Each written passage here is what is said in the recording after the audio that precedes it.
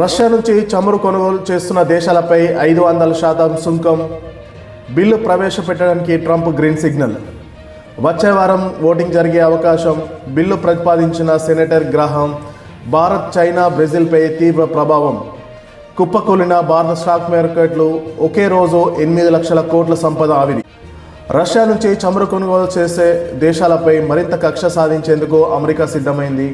ఆ దేశాలపై సుమారు 500% సుంకాలను విధించే బిల్లును తేవడానికి అమెరికా అధ్యక్షుడు ట్రంప్ గ్రీన్ సిగ్నల్ ఇచ్చినట్టు తెలుస్తుంది. ఈ బిల్లును చట్టసభలో ఆమోదం పొందితే భారత్, చైనా, బ్రెజిల్ వంటి దేశాలపై తీవ్ర ప్రభావం చూపుతుంది. శ్వేత సౌధంలో బుధవారం ట్రంప్తో తన సమావేశం ఫలవంతంగా సాగిందని, రష్యాపై ఆంక్షల బిల్లుకు ఆయన గ్రీన్ సిగ్నల్ ఇచ్చారని సెనేటర్ గ్రాహం తెలిపారు.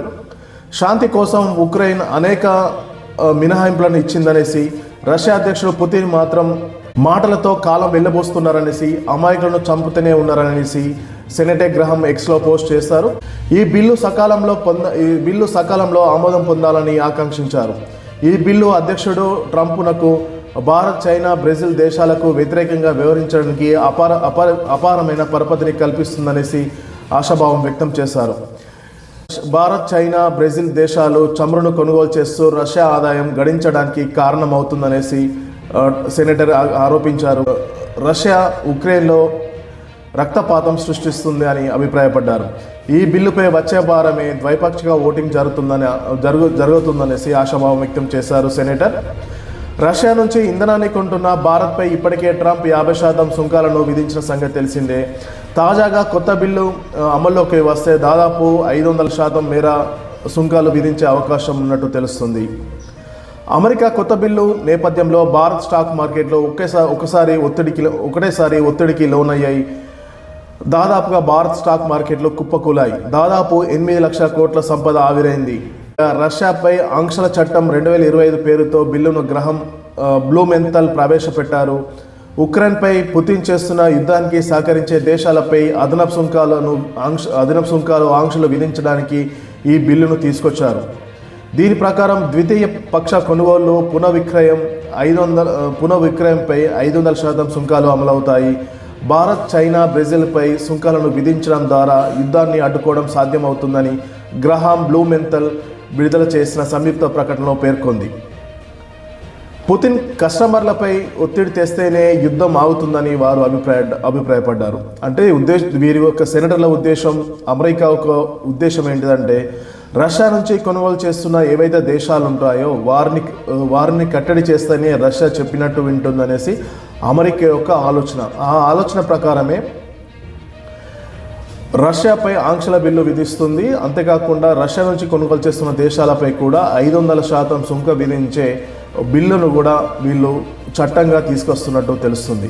అయితే అమెరికా సెనేటర్లు అలా మాట్లాడుతుంటే భారతదేశ ప్రధాన ప్రతిపక్షం కాంగ్రెస్ స్పందించింది. భారత్, అమెరికా సంబంధాలు కల్లోలభరితంగా కొనసాగుతున్నాయని, ప్రతిరోజు ఒక కొత్త సవాలు ఎదురవుతుందని కాంగ్రెస్ పార్టీ అభిప్రాయపడింది.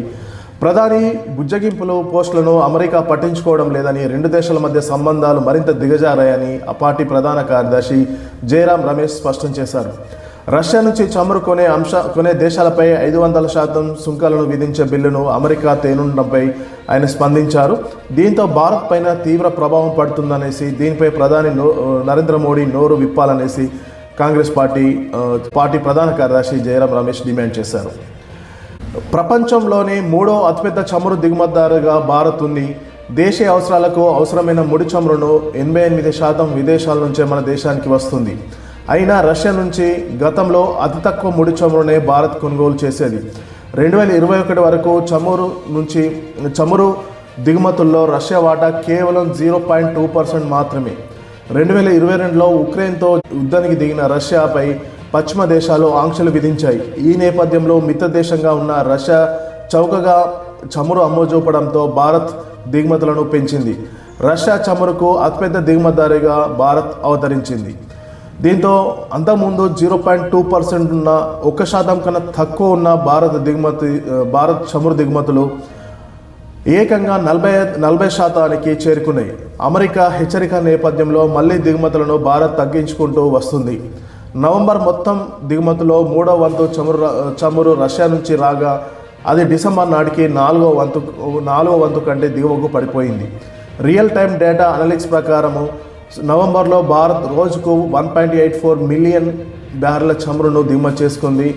అంటే అదే డిసెంబర్లో 1.2 మిలియన్ బ్యారెలకు పడిపోయింది. సో దీంతో క్రమక్రమేణా రష్యా నుంచి చమురును కొనుగోలు చేయడం భారత్ కూడా తగ్గిస్తుందని చెప్పుకోవచ్చు. ఒకప్పుడు 40% 2022 ఎప్పుడైతే రష్యా ఉక్రెయిన్పై యుద్ధం ప్రకటించిందో పశ్చిమాసియా దేశాలు ఆంక్షలు విధించిన వేళ రష్యా నుంచి మనం కొనుగోలు చేస్తున్న దిగుమతి చేసుకుంటున్న చమురు అప్పుడు 40% ఉండేది. ఇప్పుడు క్రమక్రమేణా చమురు దిగుమతులు తగ్గుతూ వస్తున్నాయి. తాజాగా అమెరికా ప్రవేశపెట్టనున్న దిగుమతి సుంకాలు 500% టారిఫ్లపై భారత్ ఆచితూచి వ్యవహరిస్తుంది. ఇప్పటికే భారత్ రష్యా నుంచి దాదాపు కొనుగోలు తగ్గించుకుంటూ వస్తుంది, మంత్ బై మంత్ తగ్గించుకుంటూ వస్తుంది. అయితే ట్రంప్ మాత్రం దీనికి వ్యతిరేకంగా ఆయన కీలకమైన బిల్లు పేరిట 500% టారిఫ్లను విధిస్తాము రష్యా నుంచి చమురు కొనుగోలు చేస్తే అనేసి ఒక బిల్లును ప్రవేశపెట్టున్నారు. దాంతో ఆ బిల్లు చట్టంలోకి కనుక వస్తే ఖచ్చితంగా భారత్, చైనా, బ్రెజిల్ వంటి దేశాలపై తీవ్ర ప్రభావం పడే అవకాశం ఉంది.